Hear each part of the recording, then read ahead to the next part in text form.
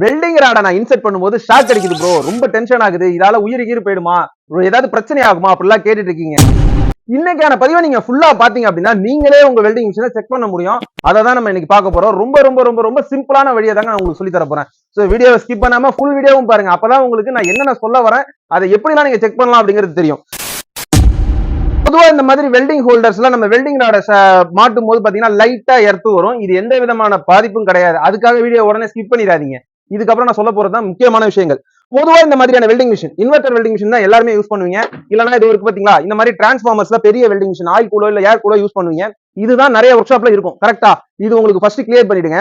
பொதுவா இந்த மாதிரியான வெல்டிங் மிஷின்ஸை பயன்படுத்தும் போது இதுலதான் நமக்கு வந்து பாத்தீங்கன்னா எர்த்து கொஞ்சம் அதிகமா வர மாதிரி இருக்கும். அதுவே இந்த மாதிரி பெரிய வெல்டிங் மிஷின்ஸ்ல அந்த மாதிரியான ஃபால்ட் வராது. ஓகே, ரெண்டாவது விஷயம் என்ன அப்படின்னா, நிறைய நண்பர்கள் என்ன நினைக்கிறீங்க, இந்த மாதிரி இன்வெர்டர் வெல்டிங் மிஷின்ல நம்ம இது இருக்கு இல்லையா,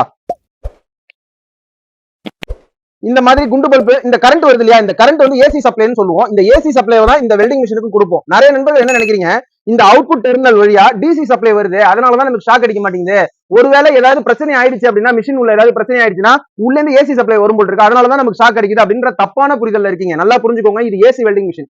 ஏசி வெல்டிங் மிஷின்ல நீங்க ஏசி இன்புட் கொடுத்தீங்கன்னா அவுட்புட்டும் ஏசி தான் வருமே தவிர டிசி வராது.